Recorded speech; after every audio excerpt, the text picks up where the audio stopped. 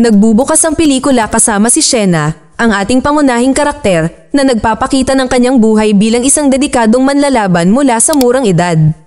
Sa kasalukuyan, nagtatrabaho siya bilang isang tagapagsanay sa gym ng kanyang mentor na si Julian, isang UFG fighter na nagsusumikap para maging kampyon. Ang kanyang kapatid na si Beth ay ang kanyang polar opposite, siya ay mahabagin at suportado siya at pinapanatili si Shena para magsumikap. Kasama ang kanilang kaibigang si Brent, bumuo sila ng isang mahigpit na grupo at si Shena ay nakahanap ng kasiyahan sa kanyang mga kaibigan. Ngunit nagbago ang lahat nang makaharap niya si Jax Daenerys. Sa una, nilapitan ni Jax si Shena sa ilalim ng pagkukunwari ng pagnanais na gusto niyang maging tagapagsanay niya, ngunit ang kanyang tunay na intensyon ay makuha ang puso nito.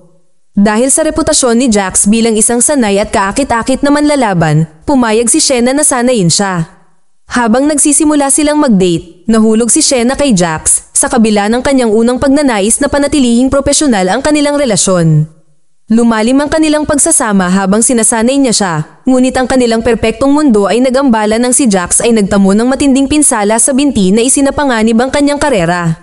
Sa kabila ng kanyang mga pag-aalinlangan at mga sandali ng kawalan ng pag-asa, ang hindi natitinag na suporta ni Shena ay tumutulong sa kanya upang maging magtiyaga. Nangako siyang tutulong sa kanyang paggaling at ang kanilang pinagsamang pagsisikap ay hindi lamang nagpapasigla sa kanyang karera ngunit nagpapatibay din sa kanilang relasyon.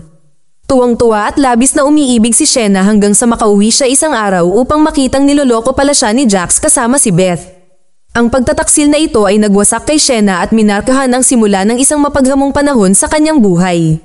Pagkatapos ng breakup, wala siyang mapuntahan kaya nagsimula siyang matulog sa gym. Sa pagsisimula niya sa kolehiyo, napagtanto niya na naabot niya ang pinakamababa at nangangailangan ng bagong direksyon. Nahihirapan dahil walang pera o masisilungan, sinamantala ni Shena ang isang maliit na pagkakataon para sa pagbabago ng banggitin ni Brent ang isang murang silid na paupahan. Sa kabila ng babala ni Brent tungkol sa pagiging komplikado ng landlord, nagpasya si Shena na mag-imbestiga. Nang makilala niya ang may-ari na si Kaden, si Shena ay nabighani sa kanyang pagiging kaakit-akit. Nang ipinaliwanag niya ang kanyang mahirap na sitwasyon, mabilis niyang napagpasyahan na hindi sila magiging isang magandang tugma. Hindi siya sumuko at sinubukan ni Shena na hikayatin siya, ngunit marahas na isinara ni Kaden ang pinto. Dahil sa paghihinayang, humingi siya ng payo kay Julian na nagpahayag na ang kanilang gym ay nahihirapan dahil sa isang karibal, ang Powder Keg, ay nag-host ng mga ilegal na laban sa underground. Ibinunyag din ni Julian na si Jax ay sumali sa karibal na panig na lalong nagsira sa mga prospect ng kanilang gym. Bilang isang taong may matatag na prinsipyo, tumanggi si Julian na makisali sa underground fighting. Nang magkataon, nakita ni Shena ang isang poster ni Jax at napansin niyang si Kaden ang kanyang kalaban. Nang makakita ng pagkakataon, binisita niya ang Powder Keg at nakatagpo si Jax. Sinusubukan niyang kumonekta muli, sinasabing siya lang ang nakakaintindi sa kanya. Gayunpaman, hinihingi ni Shena ang mga sagot tungkol sa kanyang ginawang pangloloko sa kanya. Ang mahinang palusot ni Jax ay nagpapasigla lamang sa kanyang galit na nag-udyok sa kanya na magbigay ng $100 na taya kay Kaden kahit na si Jax ang pinapaboran na manlalaban. Nagsimula ang laban at bagaman mahusay na lumaban si Kaden, si Jax ay nagwagi. Umaasa si Shena na magagawa ni Kaden na maranasan ni Jax ang masasakit na ginawa niya sa kanya at makita ang potensyal ni Kaden. Ang laban ay biglang natapos ng salakayin ng mga pulis ang venue. Naiwan si Shena na nawala ang kanyang huling $100 at wala nang matutuluyan. Nagpalipas siya ng gabi sa hintuan ng bus, iniisip ang kanyang malungkot na sitwasyon. Determinado na ibalik ang kanyang buhay, bumalik siya sa Powder Keg kinabukasan at nag-aalok na sanayin si Kaden na sinasabing alam niya ang mga galaw ni Jax mula sa kanilang nakaraan at makakatulong siya kay Kaden na mapabuti ang kanyang mga galaw. Sa una, tumanggi si Kaden, ngunit ang pagpupursige ni Shena na nagpapaalala sa kanya ng kanyang natalo na taya ay humantong sa kanya na atubiling sumang-ayon, basta't tutulungan niya itong maghanda, papayagan niyang manatili siya sa kanyang apartment at binigyan pa niya ito ng palayaw na Lucky. Ang pamumuhay kasama si Kaden ay nagdudulot ng kaunting katatagan sa buhay ni Shena. Nang sumunod na araw ay nakilala niya si Kara na nag-aalok sa kanya na sumabay papunta sa kolehiyo. Sa simula ay nagdadalawang isip ito, ngunit pumayag din ito na sumama kay Kara. Gayunpaman, dismayado siyang makitang magkasama sina Beth at Jax sa paaralan na lalong nagpatindi sa kanyang sakit. Nang subukang kausapin siya ni Beth, binalaan siya ni Shenna tungkol sa pagmamanipula ni Jax sa kanya. Ngunit si Beth, na nabulag ng pag-ibig, ay hindi pinapansin ang kanyang payo. Kinaumagahan, nakahanap si Shenna ng note mula kay Kaden na nagsasabing, "Huwag kang tataya sa akin," kasama ang isang pera. Inis na nagtungo siya sa gym at nakitang may kasamang iba si Kaden na nagsasanay. Kinuha niya ang sesyon, itinulak niya si Kaden sa kanyang mga limitasyon. Sa kabila ng mga pagtutol at pagtatangka ni Kaden na tapusin ang kanilang training, determinado si Shenna na tulungan siyang manalo sa halip na tumanggap ng charity. Nang maglaon, habang sabay silang kumakain, nilinaw ni Shenna na ang pagsasanay ang magiging pinakamahirap na haharapin ni Kaden at dapat ay walang magiging romantikong pakikisangkot sa pagitan nila. Naglalatag siya ng mga mahigpit na alituntunin, bawal uminom, manigarilyo, o mag-party, at buong pagsunod sa kanyang regimen sa pagsasanay. Sumang-ayon si Kaden at nagsimula sila sa matinding pagsasanay. Habang nagpapatuloy ang pagsasanay, napansin ni Shenna ang mga paghihirap sa pinansyal ng gym. Iminungkahi ni Julian na isaalang-alang niya ang pakikipaglaban para sa kanyang sarili, ngunit nakatuon si Shenna sa kanyang pag-aaral at ang pagsasanay ni Kaden, kaya tumanggi siya. Binanggit din niya na nakipag-ugnayan si Beth sa gym na ikinagalit ni Shenna. Pinayuhan siya ni Julian na ilabas ang kanyang galit, ngunit pakiramdam ni Shenna ay magbibigay ito sa kanya ng kalamangan. Nagtungo si Shenna sa gym ni Kaden, na halatang galit, at itinulak siya sa limitasyon habang nagsasanay. Madali niya itong natalo sa isang wrestling match. Bagamat sinusubukan niyang itago ang kanyang emosyon, naramdaman ni Kaden ang kanyang pagkabalisa ngunit nananatiling tahimik. Nang maglaon, sinubukan ni Beth na kausapin si Shenna, ngunit si Shenna, nagalit pa rin, ay pinaalis siya. Tinangka ni Beth na igiit ang sarili, na inaalala ang payo ni Jax na tumayo sa kanyang sariling mga paa, na lalong nagpapataas ng galit kay Shenna na nagudyok sa kanya na lumayo. Habang inaalala ang mga naunang payo ni Jax na tumayo sa sarili, naalala ni Shenna na ito ay naaayon lamang sa kanyang mga pangangailangan. Isang flashback ang nagbubunyag ng isang sandali nang iwaksi ni Jax ang pangarap ni Shenna na maging isang manlalaban na nagmumungkahi na siya ay masangkop bilang isang tagapagsanay. Bagamat hindi niya ito naiintindihan noon, napagtanto na ngayon ni Shenna ang pagtatangka ni Jax na pigilan ang kanyang tagumpay. Kalaunan ay nagkomento si Kaden sa pag-uugali ni Shenna sa gym na nagmumungkahi na ang pamilya ay mahalaga, kahit na hindi niya alam ang mga isyu niya kay Beth. Tumalikod si Shenna, nagtatanong kung iyon ang dahilan kung bakit ibinukod ni Kaden ang sarili sa basement. Si Kaden ay nasaktan at sinabi sa kanya na isipin ang kanyang sariling problema. Nagpupumilit si Shenna na mag-move on kay Jax. Madalas siyang iniisip na humahantong sa mga gabing walang tulog. Isang umaga, ginising siya ni Kaden mula sa sobrang pagkakatulog at ipinaalam sa kanya ang tungkol sa nalalapit na rematch. Ipinangako sa kanya ni Shenna na susundin niya ang bawat utos nito hanggang doon. Sumang-ayon si Kaden at nagsimula ang kanilang matinding pagsasanay. Dinala ni Shenna si Kaden sa gilid ng lawa para sa pagsasanay sa pagiging sensitibo at naglagay ng blindfold sa kanya. Sa pamamagitan ng ilang mga pagtatangka, bumuti ang mga pagkilos ni Kaden at tumibay ang kanilang pagsasama. Tinitiyak sa kanya ni Shenna ang kanyang pangako sa kanyang tagumpay na nagpapalakas ng kanyang kumpiyansa. Habang nagpapahinga sila, ibinahagi ni Shenna ang kanyang karanasan sa pagsasanay kasama si Julian, isang kilalang boksingero, at ang kanyang pangarap na magpatakbo ng gym na nag-uudyok sa kanya na mag-aral para matutong magnegosyo. Tinanong ni Kaden kung naisip na ba ni Shenna na lumaban para sa kanyang sarili at inamin niya na gusto niya, ngunit hindi naniniwala si Jax na kakayanin niya ito. Habang iniisip niya ito, naramdaman ni Shenna na ayaw ni Jax na matabunan niya siya at ang mga pagkiling ng lipunan laban sa mga kababaihan sa esport ay may papel din. Sinusuportahan ni Kaden ang kanyang mga layunin at nagpahayag ng paghamak sa kung paano siya tinatrato ni Jax.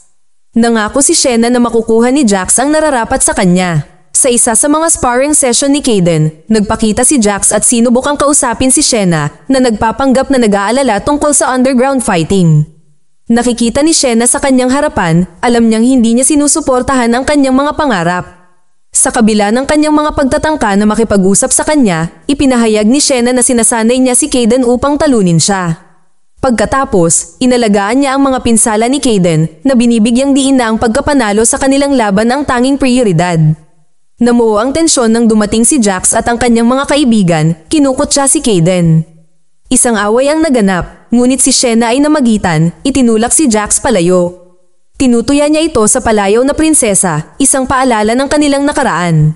Nawala sa sarili si Shena nang ikumpara siya ni Jax kay Beth at dahil sa sobrang galit, sinira niya ang motorsiklo ni Jax gamit ang crowbar. Tumakas siya kasama si Kayden at ang kanilang mga kaibigan habang hinahabol sila ni Jax. Kinaumagahan, nakadama ng kalayaan si Shena pagkatapos tumayo kay Jax at nagpas siyang tumuon sa mga positibong pagbabago. Dahil sa inspirasyon, sinimulan niyang pinturahan ang kanyang sala at sinamahan siya ni Kayden.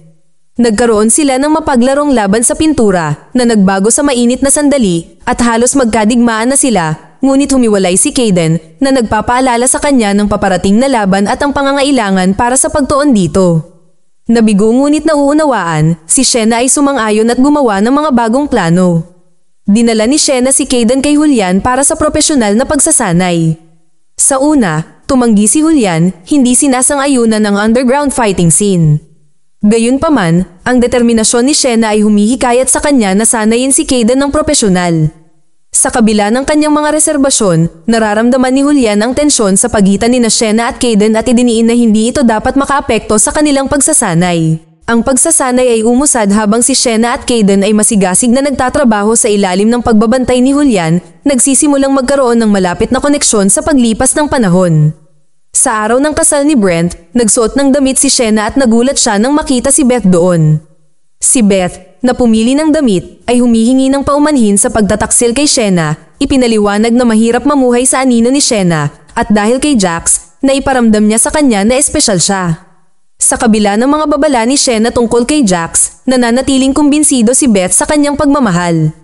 Nalaman ni Shena na hindi pa handang magbago si Beth at nagpa siyang maghintay hanggang humingi ng tulong si Beth sa kanya. Sa isang kainan, napansin ni Kayden ang pagkabalisa ni Shena at kinausap siya. Nag-open siya tungkol sa kanyang mga alalahanin tungkol kay Beth at nag-aalok si Kayden na magbayad para sa kanyang tanghalian. Nang mapansin ni Shena ang isang tato ng isang babae sa kamay ni Kayden at tinanong siya tungkol dito, iniwasan ni Kayden ang paksa na ikinadismaya niya. Nagpa siya si Shena na manatiling nakatutok sa kanilang layunin na talunin si Jax. Nang maglaon, habang tumatakbo si Shena, naabutan siya ni Kayden upang humingi ng tawad sa kanyang naunang pag-uugali. Inamin niya na palagi niya itong iniisip, na antig dahil dito, tiniyak sa kanya ni Shena na ang mga tao ay maaaring magbago at umunlad, na nagpapatunay na sa kabila ng kanyang nakaraan, siya ay sapat na mabuti para sa kanya.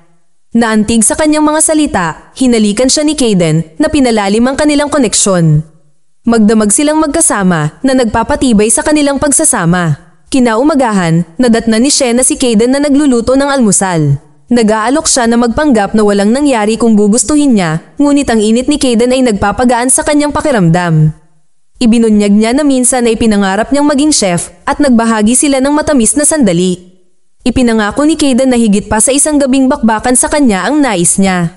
Habang tumatagal, lumalim ang relasyon ni Shena at Kayden, binabalanse ang mga romantikong sandali sa kanilang mahigpit na pagsasanay. Isang araw sa gym, nahuli sila ni Julian na nagpapabaya sa pagsasanay at binalaan si Shena. Ipinakita niya sa kanya ang isang video ng mahigpit na laban ni Jax na nagtatanong kung handa na ba sila para sa isang kakilakilabot na kalaban. Kumpiyansa na tiniyak ni Shena kay Julian na magiging handa sila at binigyan sila ni Julian ng isang huling pagkakataon upang magsanay ng mas mahirap kaysa dati para sa paparating na laban.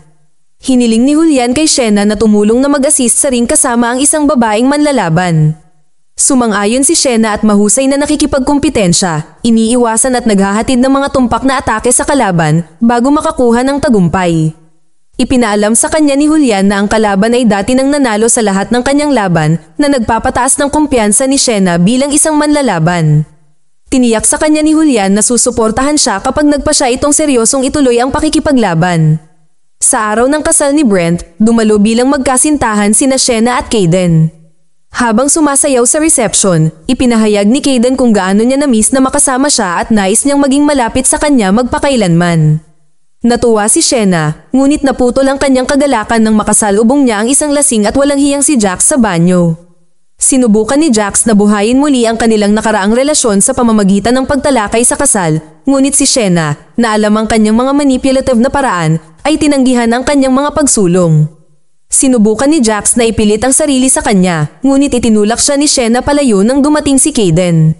Upang maiwasan ang isang eksena, sinubukan ni Shena na paalisin si Kayden. Pinukaw ni Jax si Kaden. Inakusahan si Shena na ginamit siya para balikan si Jax at hinahamon si Kaden na makipaglaban para patunayan ang katapatan ni Shena.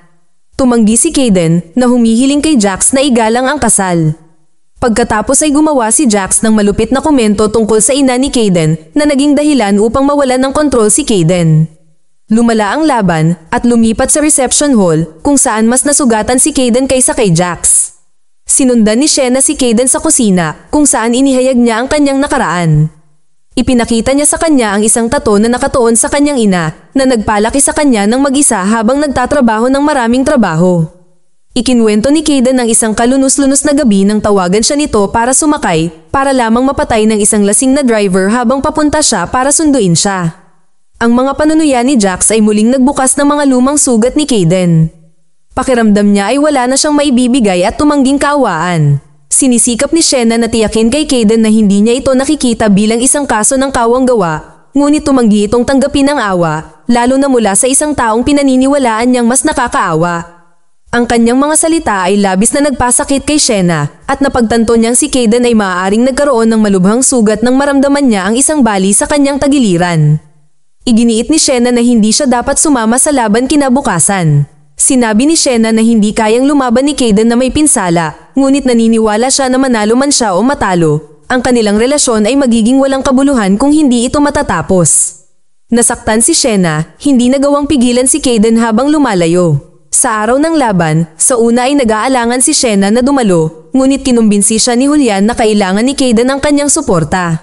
Binalaan ni Julian si Kaden sa panganib na dulot ng kanyang pinsala kung ito ay tatargetin ni Jax. Pumasok si Kaden sa ring kung saan naghihintay na si Jax, hinahanap si Shena ngunit hindi siya nakita. Nagsimula ang laban at dumating si Shena sa tamang oras. Pinasaya niya si Kaden habang nakikipaglaban ito kay Jax. Habang nalalapit ang pagtatapos ng laban, pinuntirya ni Jax ang tadyang ni Kaden na nagdulot sa kanya ng sakit. Si Shena, na nag-aalala para kay Kaden, ay nanunood habang tinutuya ni Jax ang pinakamahusay na manlalaban ng UFG. Tumingin si Kaden kay Shena at napagtanto niyang mas mahalaga ang kanilang pagmamahalan kaysa sa pagkatalo kay Jax. Si Kaden ay bumangon at lumaban, sa kalaunan ay natalo si Jax pagkatapos ng close match. Si Shena ay nagmamadaling pumasok sa ring at niyakap si Kaden, ipinagdiriwang ang kanilang tagumpay. Naghalikan sila at ninanamnam ang sandali hanggang sa makita ni Shena si Jax na naghahanda para sa isang palihim na pag-atake. Sakto niyang itinulak si Kaden palayo ngunit siya mismo ang nasuntok sa mukha. Sa ospital, nakaupo si Kaden sa tabi ng kama ni Shena, naghihintay na magising siya. Nagsusulat siya ng isang liham at inimpake ang kanyang mga bag, naghahanda na umalis. Nang magising si Shena makalipas ang 3 araw, nakita niyang nag-aalala ang kanyang mga kaibigan, ngunit hindi nakita si Kaden. Pagkaalis ni na Brent at Evans para sa kanilang honeymoon, nagtanong siya tungkol kay Kaden. Binigyan siya ni Julian ng sulat mula sa kanya. Sa liham, ipinaliwanag ni Kaden na mahal niya siya ngunit napagtanto niyang mas maraming pinsala ang naidulot niya kaysa sa kabutihan.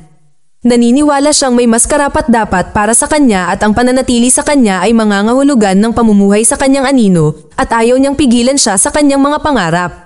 Bumisita si Jax kay Shena sa ospital, nagpahayag ng pagkakasala at humihingi ng tawad. Inaangkin niya na ang insidente ay isang aksidente dahil hindi niya ito nakita hanggang sa huli na ang lahat. Pinatawad siya ni Shena na naging dahilan upang mapagtanto ni Jax na hindi niya ito tunay na minahal, ngunit hinahangad lamang na kontrolin siya. Tinanong ni Jax kung maaari siyang magbago at tiniyak sa kanya ni Shena na hindi pa huli ang lahat kahit na siya ay nananatiling may pag-aalinlangan. Pagkatapos ng kanyang paggaling, bumalik si Shena sa isang walang laman na apartment. Kahit nasaktan sa pag-alis ni Kaden, naiintindihan niya ang mga dahilan nito. Nakatuon siya sa paghihiganti at ibinuhos ang lahat ng kanyang lakas kay Kaden. At napagtanto niyang kailangan niyang ipaglaban ang sarili niya. Sa paglipas ng panahon, muling itinayo ni Shena ang kanyang buhay at nakatuon sa personal na pag-unlad. Isang araw, sinabi sa kanya ni Beth na tinapos na niya ang relasyon nila ni Jax. Hindi siya kinukutya ni Shena, sa halip ay nagpahayag ng pagmamalaki sa kanyang kapatid. Nagsisimula ng maghilom ang kanilang relasyon kasama ang iba pang aspeto ng buhay ni Shena. Sa isang gym session kasama si Julian, malinaw na bumuti na ang pakiramdam ni Shena. Pagkatapos, pumasok si Kaden sa gym. Pagkatapos ng mga linggong walang pakikipag-ugnayan, inamin niyang nagkamali siya na iwan siya at humingi ng paumanhin, ipinagtapat ang kanyang pagmamahal nang hindi umaasa ng anumang kapalit. Nang papaalis na si Kaden, pinigilan siya ni Shena. Sinabi niya sa kanya na pagkatapos basahin ang kanyang liham, napagtanto niya na kailangan muna niyang pagsikapan ang kanyang sarili.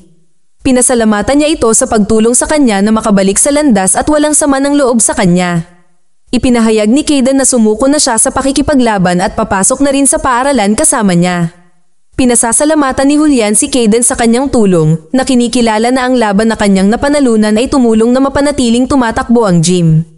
Bagamat hindi umuunlad ang gym, pinahahalagahan ni Julian ang suporta. Ang pelikula ay nagtatapos sa pag-iisip ni Shena kung ang pagkakaroon ng isang kampyon sa gym ay maaaring makatulong sa mga gastos, kaya nagpasya siya na mag-sign up para sa kanyang unang laban bilang isang competitor. Mag-subscribe para sa higit pang mga video na tulad nito, i-on ang notification at mag-iwan ng like para matulungan ang aming channel. Salamat sa panunood.